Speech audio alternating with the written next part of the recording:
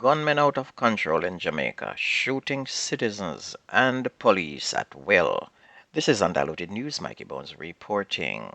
An Indian businessman, Roshan Shegu, who convinced a fellow Indian man to go to Jamaica and work for him as a store manager, but ended up forcing him to perform domestic labor for free, will spend 10 years in prison for human trafficking. Judge Judith Pusey also gave him a 5-year prison term for hiding his travel documents. The sentence will run concurrently.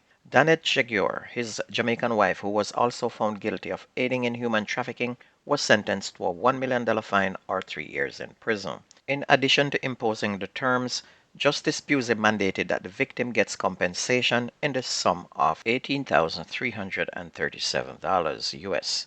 And this includes paying the victim's wages for his work at their jewelry store and for the domestic help he provided. A day after the victim arrived, a list of chores around the house, including cooking, cleaning, and washing, was prepared, according to the prosecution's evidence.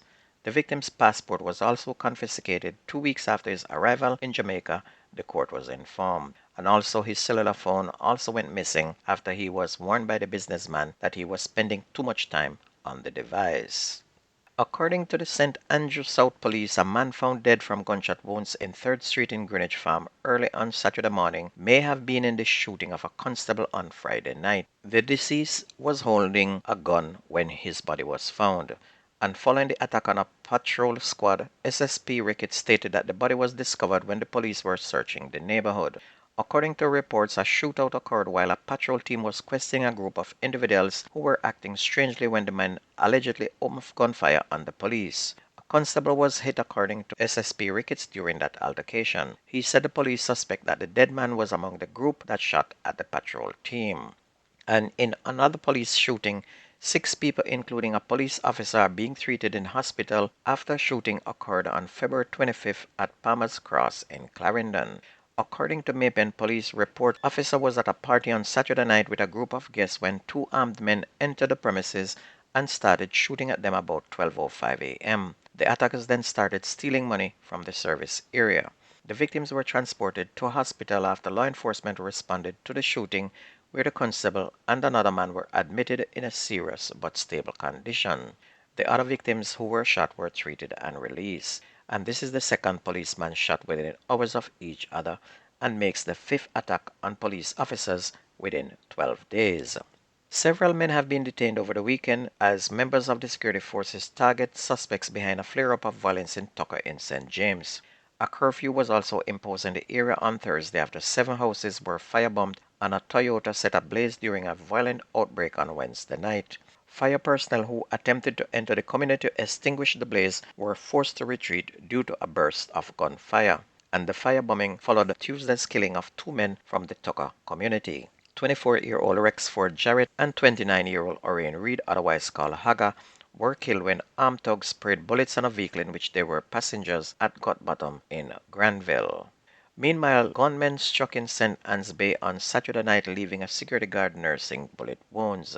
The incident occurred about 9 a.m. at the entrance of a supermarket along Bravo Street, and it's reported that a bearer was standing in front of the supermarket when he was held up and robbed of a knapsack with cash totaling about $800,000. The security guard at the store confronted the robber, who shot him. The guard, who was shot in the abdomen, was rushed to hospital for treatment.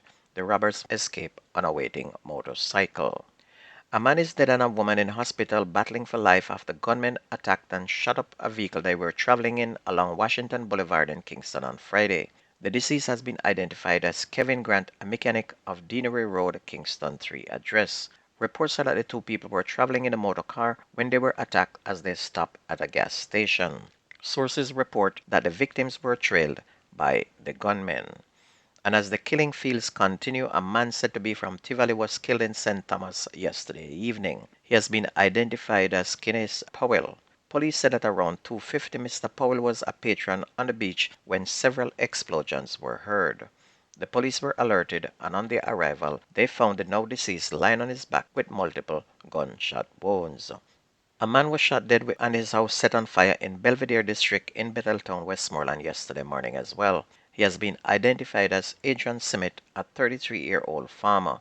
Police have confirmed that Simit was reporting on a condition of bail at the Betheltown police station for the murder of a man which was committed in Lilliput St. James in 2020. A lot of people got murdered over between Friday to last night, and it would be safe to say that at least 20 people got shot and about 12 ended up dead, with at least 5 in western Jamaica.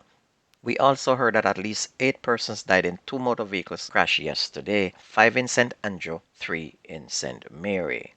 Onto sports, rising Jamaican sprint star Akeem Blake said he's on a mission this season to stamp his class as the most dominant male sprinter in the world. 21-year-old Blake, who had a breakthrough season last year, underlined his credentials this season when he clocked a personal best of 6.42 seconds to win the men's invitational 60-meter at the Gibson Makok Relay at the National Stadium on Saturday, and he erased his previous best of 6.61. World Championship 100 meters finalist Oblique Civil was given second in 6.42, while former World 100 meters champion Johan Blake was third in 6.45. And on the women's side, double under 20 100 meters champion Tina Clayton won the women's 60 meters in 7.02 seconds, with Sasha Lee Forbes 7.03 and Romana Burchell finished third in 7.04.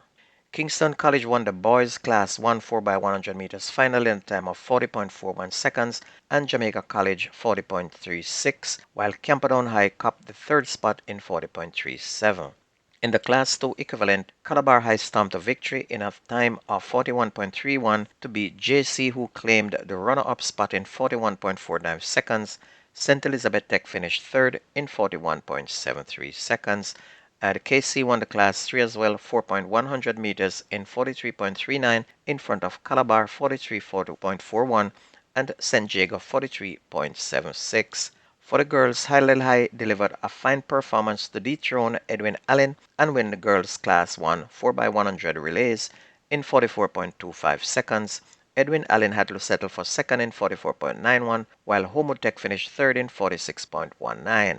St. Jago then stomped a victory in 46.04 seconds to win the Class 2 event. They crossed the line ahead of Edwin Allen High, who clocked 46.25 seconds for second, while St. Mary High finished third in 46.87.